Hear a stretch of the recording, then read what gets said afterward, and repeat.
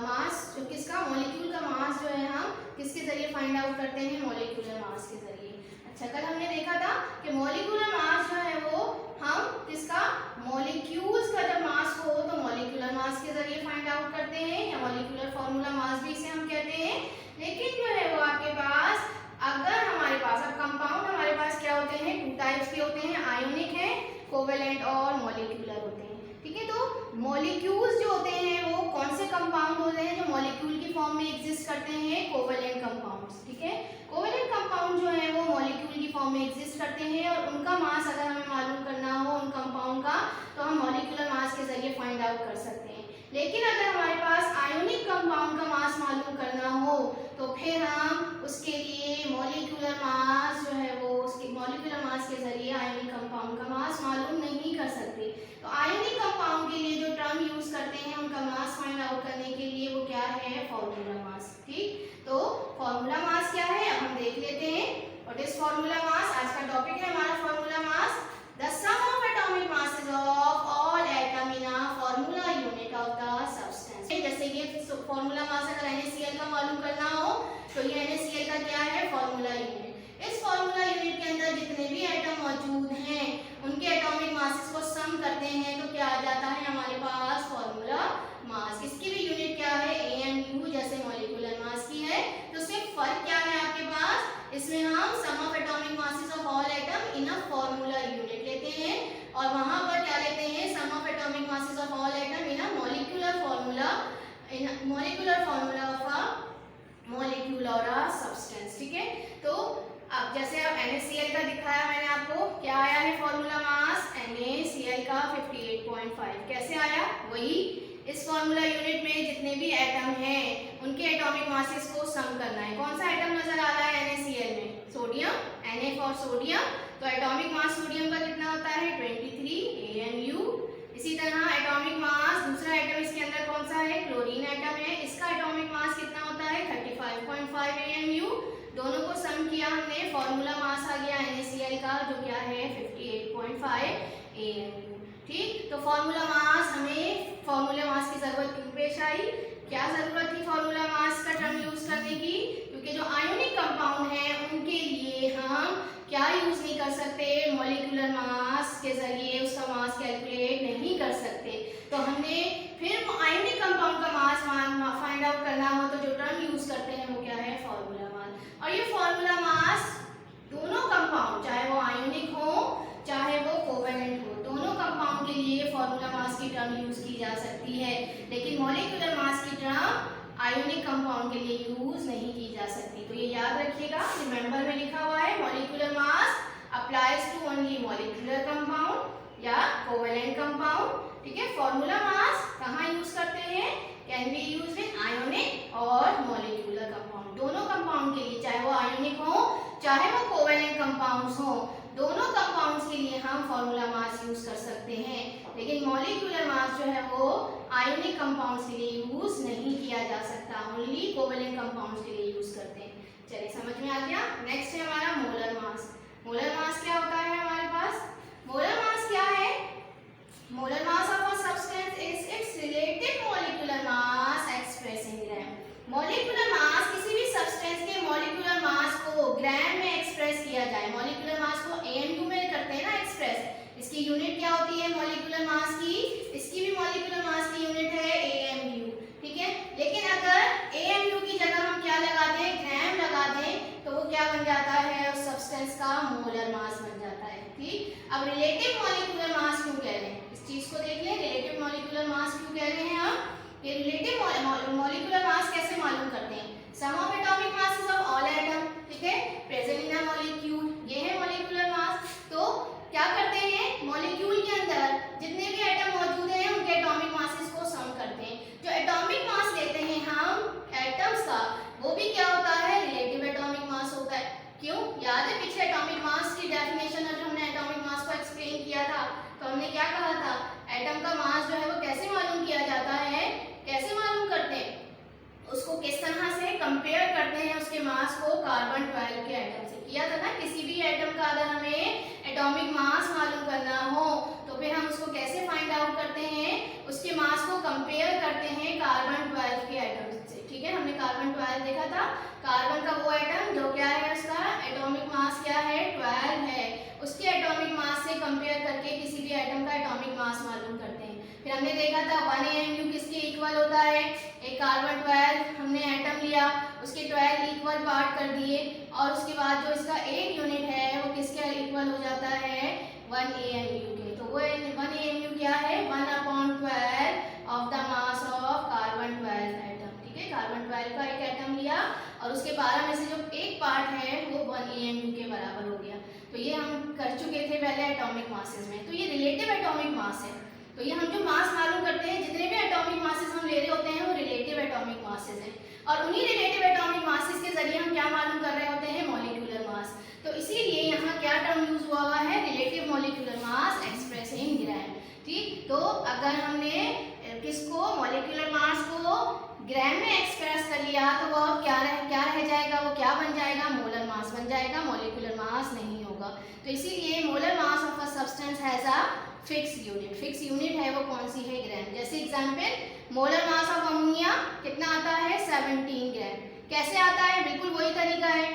Ammonia है ये NH3, इसके अंदर कौन कौन से एटम मौजूद है, नाइट्रोजन और हाइड्रोजन। इनके क्या ले रहे हैं हम, एटॉमिक मासेस को सम करेंगे तो क्या आ जाएगा, यहाँ ग्राम लगा दी यूनिट तो क्या बन जाएगा, मोलर मास। ठीक है, ये देखते हैं, एटॉमिक मास ऑफ नाइट्रोजन कितना होता है, 14। एक एटम है तो 14 मल्टीप्लाई बाय 1, 14 ग्राम। दूसरा कौन सा एटम है अमोनिया में, हाइड्रोजन। तो एटॉमिक मास हाइड्रोजन का लेंगे, कितना होता है 1, क्योंकि 3 एटम्स है तो 3 से मल्टीप्लाई कर दिया 3, दोनों को सम किया हमने तो क्या आ गया, 17 ग्राम। ये ग्राम यूनिट लगा दी तो ये क्या बन गया, मोलर मास। अगर ये AMU होता तो ये क्या होता, मॉलिक्यूलर मास। ग्राम यूनिट लगा देते हैं हम तो क्या बन जाता है, मोलर मास। ठीक है, सिर्फ यूनिट का फर्क आ जाता है यहाँ पे। एक और मैं करके दिखा रही हूँ आपको। Calculate the molar mass of acetic acid. ये एसिटिक एसिड का फॉर्मूला है CH3COOH। इसका कैसे मोलर मास मालूम करेंगे, वही है क्या, जैसे मॉलिक्यूलर मास मालूम करते हैं वैसे ही फाइंड आउट करेंगे, सिर्फ यूनिट ग्राम लग जाएगी बस। ठीक, और मॉलिक्यूलर मास कैसे कैलकुलेट करते हैं, कैसे करते हैं, जितने भी एटम इसके अंदर मौजूद हैं उनके एटॉमिक मासेस को क्या करना है, सम। कौन कौन से एटम नजर आ रहे हैं, कार्बन एटम। तो कार्बन एटम का एटॉमिक मास कितना होता है, 12। कितने एटम है कार्बन के, एक ये रहा और एक ये रहा, तो क्या हो गया, 2 एटम हो गए, 12 2 जा 24 ग्राम। ठीक, हाइड्रोजन दूसरा एटम यहाँ नजर आ रहा है, कितने हाइड्रोजन है, 3 और एक ये रहा 4। तो क्या लिखेंगे, एटॉमिक मास ऑफ हाइड्रोजन, एक का एटॉमिक मास 1 है, 4 का कितना हो जाएगा, 4 ग्राम। ठीक, अब तीसरा कौन सा आइटम यहाँ नजर आ रहा है, ऑक्सीजन। तो एटॉमिक मास ऑफ ऑक्सीजन कितने होता है, ऑक्सीजन का एटॉमिक मास 16। कितने ऑक्सीजन है, 2, तो 16 2 32। अब इन सबको सम कर लें तो क्या आता है आंसर, 60 ग्राम। ग्राम लगा दिया तो अब ये क्या बन गया, molar mass of acetic acid 60 ग्राम। ठीक, तो समझ में आ गया मोलर मास कैलकुलेट करना।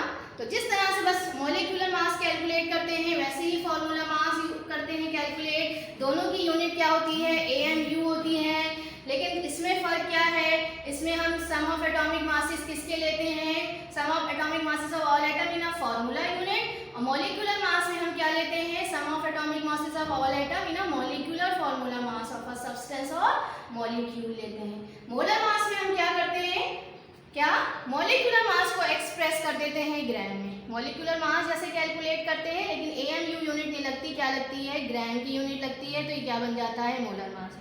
चलिए, उम्मीद करती हूँ कि ये समझ में आ गया होगा ना आप लोगों को अच्छी तरीके से। चलिए अब हम अपना नेक्स्ट टॉपिक पे आते हैं। नेक्स्ट टॉपिक क्या है हमारा, मोल। चलिए, what is mole, practical chemical unit for handling atoms and molecules. ठीक, एटम और मॉलिक्यूल को क्या करने के लिए, हैंडल करने के लिए जो प्रैक्टिकल केमिकल यूनिट यूज करते हैं वो क्या है, आपका मोल। क्योंकि एटम और मॉलिक्यूल्स क्या होते हैं, बहुत ज्यादा क्या होते हैं, स्मॉल होते हैं, तो उसको हैंडल करना जो है वो क्या है, बहुत ज्यादा इम्पॉसिबल होता है। तो इसीलिए केमिस्ट ने जो है वो स्पेशल यूनिट यूज की है डिस्क्राइब करने के लिए एटम और मॉलिक्यूल को, वो क्या है, मोल। चलिए, मोल को किस तरह से डिफाइन करते हैं, what is mole, mole can be defined as molecular mass, atomic mass and formula mass of a substance expressed in gram। किसी भी सब्सटेंस का एटॉमिक मास या उसका मॉलिक्यूलर मास या फॉर्मूला मास, अभी हमने पीछे ये तीनों टर्म्स पढ़ ली है ना। एटॉमिक मास भी मैंने बताया, एटम का जो मास होता है उसे एटॉमिक मास कहते हैं। मॉलिक्यूलर मास और फॉर्मूला मास हम किसके लिए यूज करते हैं कंपाउंड्स के मास के लिए, जिसमें हमने कहा था मॉलिक्यूलर मास कोवेलेंट कंपाउंड के लिए यूज करते हैं और फॉर्मूला मास जो है वो दोनों कंपाउंड, चाहे वो आयोनिक हो चाहे वो कोवेलेंट है, उन कंपाउंड के मास के लिए यूज करते हैं। तो अगर हम इन्हें किस में एक्सप्रेस करें, ग्राम में एक्सप्रेस करें, तो वो क्या बन जाता है, आपका मोल बन जाता है। ठीक है, तो इसको हम दूसरी तरह से क्या डिफाइन कर रहे हैं, मोल को किस तरह डिफाइन कर सकते हैं, mass of any substance equal to its atomic mass, molecular mass और फॉर्मूला मास इन ग्राम। किसी भी सब्सटेंस का मास जो है वो उसके एटॉमिक मास, मॉलिक्यूलर मास और फॉर्मूला मास ग्राम में हो तो उसका वो क्या बन जाता है, 1 मोल के इक्वल होता है। ठीक है, 1 मोल किसके इक्वल है, किसी भी सब्सटेंस के एटॉमिक मास के, मॉलिक्यूलर मास के, फॉर्मूला मास के, जो हम किस में लेते हैं, ग्राम में। जैसे एग्जांपल देखते हैं, कार्बन का 1 मोल ऑफ कार्बन किसके इक्वल होगा, क्या होता है कार्बन का एटॉमिक मास, जी 12 ग्राम। ठीक है, 12 ग्राम के इक्वल है 1 मोल ऑफ कार्बन। ऐसे अगर मैं कहूँ 1 मोल ऑफ हाइड्रोजन तो किसके इक्वल होगा, क्या होगा, हाइड्रोजन का जो क्या होता है एटॉमिक मास, क्या है वो, इसी 1 ग्राम। इसी तरह आप दूसरे देखें, मैग्नीशियम का देख लें, 1 मोल ऑफ मैग्नीशियम किसके इक्वल होगा, मैग्नीशियम के एटॉमिक मास के, एलिमेंट का एटॉमिक मास लेते हैं, ये एलिमेंट्स हैं तो उसका एटॉमिक मास कितना है आपके पास मैग्नीशियम का, यहाँ पर आप देख लें मैग्नीशियम जो है वो हमारे पास ये रहा, मैग्नीशियम का कितना है 24 ग्राम। सोडियम का अगर एटॉमिक मास देखूंगी तो सोडियम का एटॉमिक मास 23 है और ये 23 ग्राम किसके इक्वल हो जाएगा, 1 मोल ऑफ सोडियम के। ठीक है, इसी तरह से बहुत सारे जो है हमारे पास एटम के का जो है वो 1 मोल उसके एटॉमिक मास के इक्वल है। अगर मैं 2 मोल कार्बन का कहूंगी तो वो किसके इक्वल होगा, उसके एटॉमिक मास को 2 से मल्टीप्लाई कर देंगे तो क्या हो जाएगा, 12 मल्टीप्लाई बाय 2 कितना हो गया, 24 ग्राम। ठीक है, 2 मोल किसके इक्वल हो गया, उसके एटॉमिक मास को मल्टीप्लाई कर दिया किससे, 2 से। इसी तरह 1 मोल ऑफ वाटर, अब अगर हम ये तो एलिमेंट है, अगर कंपाउंड की बात करते हैं तो 1 मोल ऑफ वाटर, तो वाटर क्या है, कोवेलेंट कंपाउंड होता है तो इसका क्या लेंगे हम, इसका मॉलिक्यूलर मास, इसका मॉलिक्यूलर मास वाटर का क्या आता है 18 ग्राम।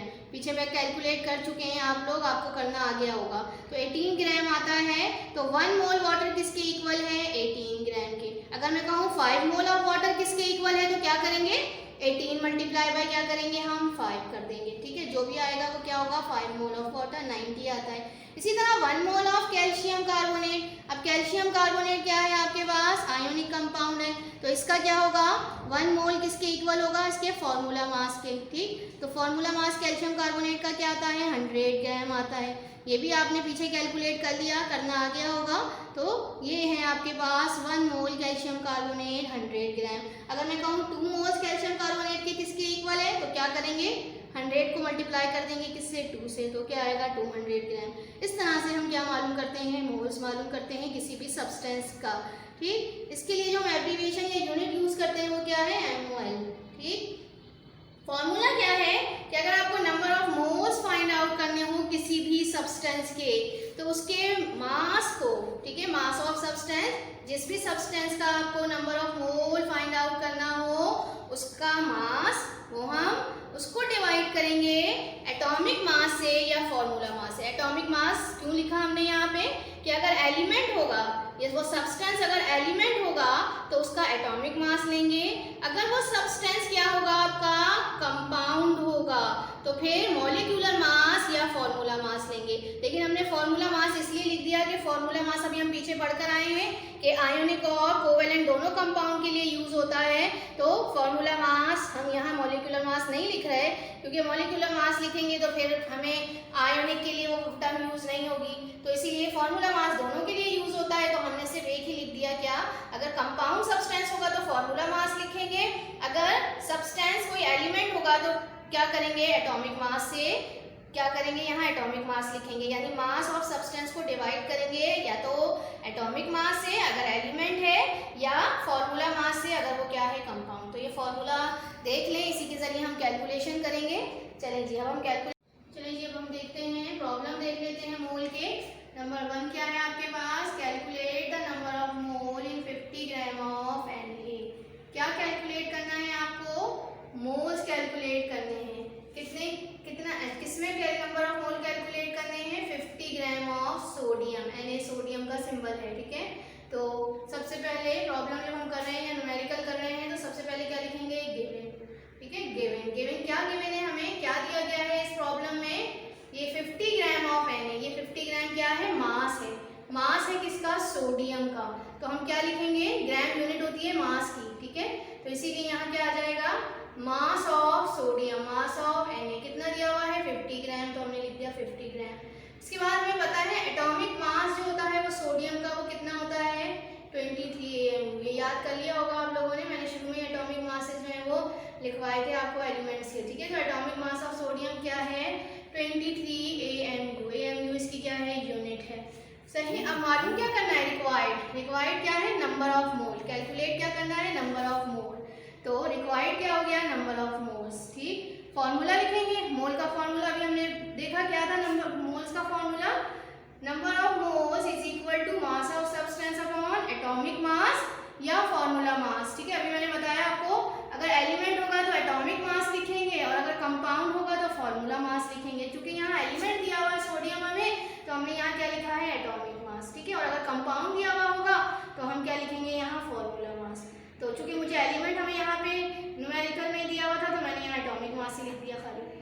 कैलकुलेशन देखते हैं, क्या है कैलकुलेशन में, number of moles, mass of substance की वैल्यू लिखेंगे, कितना दिया हुआ है मास ऑफ सब्सटेंस, यहाँ सोडियम है तो इसका मास कितना है 50 ग्राम, तो हमने यहाँ लिख दिया 50 ग्राम। एटॉमिक मास सोडियम का कितना है 23 लिख दिया। डिवाइड करेंगे दोनों को, क्या आया है 2.173 मोल्स, ठीक है। ये आ गई हमारी क्या, नंबर ऑफ मोल्स। इसके बाद रिजल्ट की हेडिंग डालेंगे, number of moles of Na क्या आ गया 2.173 मोल्स, ठीक है। तो ये सारी हेडिंग इसी तरह से हेडिंग्स के साथ आपको प्रॉब्लम सॉल्व करनी है। चलिए जी नेक्स्ट, इसका जो पार्ट 2 है वो आप खुद करेंगे। एक मैंने करवा दिया है और वो आपको कहाँ मिलेगा, पेज नंबर 22 पे, ठीक है। तो वो एक मैंने करवाया है, इसका सेकंड जो है वो आप खुद करेंगे, जिसमें आपको क्या करना है, कैलकुलेट करना है number of moles in 50 gram of water. Same इसी तरीके से करेंगे, यहाँ 50 ग्राम सोडियम दिया हुआ है, वहाँ 50 ग्राम वाटर दिया हुआ है, ठीक है। तो यहाँ मास लिखेंगे वाटर का, कितना है 50 ग्राम। अब एटॉमिक मास नहीं लिखेंगे वाटर का, वाटर क्या है, कंपाउंड है, तो इसका फॉर्मूला मास लिखेंगे वाटर का, कितना आता है लिख दीजिएगा, कैलकुलेट कीजिएगा, ठीक है। 18 होता है, कैलकुलेट करके देख लीजिएगा। इसी तरह रिक्वायर्ड में भी क्या है, वही नंबर ऑफ मोल, फॉर्मूला भी यही लिखेंगे। कैलकुलेशन में नंबर ऑफ मोल्स में मास तो यही दिया हुआ है वाटर का 50, यहाँ हम फॉर्मूला मास की एटॉमिक मास की जगह क्या लिखेंगे, फॉर्मूले में फॉर्मूला मास लिखेंगे, क्योंकि वाटर कंपाउंड है। तो फॉर्मूला मास वाटर का क्या निकाला अभी हमने 18, तो 50 को डिवाइड करेंगे 18 से, जो भी आंसर आएगा वो रिजल्ट हो जाएगा number of moles of water, ठीक है। तो ये आप खुद सॉल्व करेंगे। इसके बाद नेक्स्ट है, नेक्स्ट सेकंड प्रॉब्लम है आपके पास, what is the mass of 3 moles of carbon dioxide. क्या मालूम करना है इसमें आपको, मास मालूम करना है, किसका 3 मोल्स ऑफ कार्बन डाइऑक्साइड का। अब यहाँ क्या गिवन है, मोल्स गिवन है हमें कार्बन डाइऑक्साइड के, और मास जो है वो फाइंड आउट करना है। तो गिवन क्या हो गया, मोल्स गिवन है, तो मोल्स ऑफ कार्बन डाइऑक्साइड कितने मोल्स हैं 3 मोल। फॉर्मूला मास, क्योंकि कंपाउंड है ये, तो इसका फॉर्मूला मास निकालेंगे, तो वो क्या आता है 44 AMU। देख लें, मैंने यहाँ पे करके भी दिखाया, formula mass of carbon dioxide, आप भी रफ वर्क में शो कीजिएगा। फॉर्मूला मास कैसे निकालते हैं पता है ना, पढ़ लिया अभी हमने। तो क्या करते हैं, sum of atomic masses of all atom in a formula unit. तो इस फॉर्मूले में जितने भी आपके पास क्या है एटम है, उनके एटॉमिक मासेस को सम करना है। तो कौन कौन सा एटम है, यहाँ पे कार्बन है, तो एटॉमिक मास लिखेंगे, कार्बन का कितना होता है 12 AMU। दूसरा कौन सा है यहाँ पे एटम, ऑक्सीजन, तो एटॉमिक मास ऑफ ऑक्सीजन कितना होता है 16, 2 है तो 16 मल्टीप्लाई बाय 2 कितना हो गया 32, दोनों को ऐड करेंगे क्या आएगा 44 AMU। तो फॉर्मूला मास कार्बन डाइऑक्साइड का कितना आ गया 44 AMU। रिक्वायर्ड क्या है, व्हाट इज द मास, तो क्या कैलकुलेट करना है, मास किसका 3 मोल्स ऑफ कार्बन डाइऑक्साइड का। रिक्वायर्ड में क्या लिख दिया, मास ऑफ कार्बन डाइऑक्साइड, ठीक है। हेडिंग डालेंगे, नेक्स्ट लाइन से शुरू कीजिएगा, यहाँ स्पेस कम थी तो मैंने इसलिए इस तरह कर दिया। फॉर्मूला नेक्स्ट हेडिंग है। अब फॉर्मूला क्या है, मेन फॉर्मूला यही है नंबर ऑफ मोल्स का, मास of substance upon atomic mass या फॉर्मूला मास, यही है मेन फॉर्मूला। अब अगर मोल्स कैलकुलेट करने को कहा जाए तो ये फॉर्मूला, अगर मास कैलकुलेट करने को कहा जाए तो इसी फॉर्मूले को चेंज करेंगे। कैसे चेंज करेंगे, मास मालूम करना है हमें, तो क्या करेंगे मास के साथ जो भी वैल्यू है कौन सी है, एटॉमिक मास, इसको हम क्या करेंगे, यहाँ नंबर ऑफ मोल्स के साथ लाएंगे तो क्या होगा, क्या हो जाता है, रेसिप्रोकल हो जाता है। मास ऑफ सब्सटेंस जो है के साथ एटॉमिक मास क्या हो रहा है, डिवाइड। जब मैं इसे यहाँ लेके आऊंगी मोल्स के साथ तो क्या हो जाएगा, मल्टीप्लाई। तो क्या बन जाएगा फॉर्मूला आपके पास, मास ऑफ सब्सटेंस की जगह यहाँ कार्बन डाइऑक्साइड लिख दिया, मोल मल्टीप्लाई बाय फॉर्मूला मास या एटॉमिक मास। ठीक है, तो मैंने इसे फॉर्मूला मास लिखा है क्योंकि ये कंपाउंड है। तो mole multiply by formula mass, mass of carbon dioxide, mole की वैल्यू क्या है 3, फॉर्मूला मास कितना निकाला हमने 44, दोनों को मल्टीप्लाई करेंगे क्या आएगा 132 ग्राम, यूनिट है मास की ग्राम। रिजल्ट क्या आ गया, mass of carbon dioxide is equal to 132 gram. समझ में आ गया। इसी का सेकंड पार्ट जो है, जैसे इसका मैंने कहा सेकंड पार्ट आप लोग करेंगे खुद, इसका भी सेकंड पार्ट है और क्या है आपके पास, what is the mass of 3 moles of aluminium. ठीक है, तो मैंने कार्बन डाइऑक्साइड करवाया है, एल्युमिनियम आप खुद करेंगे सिंपल, बिल्कुल इसी तरीके से अभी जैसे मैंने समझाया है। ठीक है, पेज नंबर 22 पे मौजूद है ये दोनों न्यूमेरिकल, ये दो और जो दो मैंने आपको बताए हैं ये आपके मौजूद हैं। ठीक है, कर लीजिएगा। इसके साथ साथ क्या और होमवर्क करना है आपको, क्या है, do question number 3, question number 3 का 13 पार्ट। ठीक है, और कौन सा पार्ट है 18, 20 और 21, ये करना है आपको और लर्न करनी है डेफिनेशन। जितनी भी डेफिनेशन अभी तक आपने चैप्टर 2 में पढ़ ली है, सारी डेफिनेशन जो है वो क्या कर लीजिएगा, अच्छी तरीके से याद कर लीजिएगा। चलिए ये बुक में आ जाइए, हम बुक में देख लेते हैं कौन से क्वेश्चंस मौजूद हैं हमारे पास। ठीक है, बुक में है आपके पास कौन सा है 13 देख लीजिए कौन सा है, what is mole, what is the molar mass of substance, find out the, क्या है आपके पास, molar mass of sulphur dioxide. ठीक है, ये करना है। इसके बाद आपको कौन सा करना है 18, डिफाइन द फॉलोइंग। ठीक, फिर इसके बाद आपको कौन सा करना है 20, ये है 20, calculate the formula mass in AMU of each of the following. ठीक है, और इसके अलावा आपको कौन सा करना है 21 क्या है, calculate the molar mass of the following substance, molar mass calculate करना है।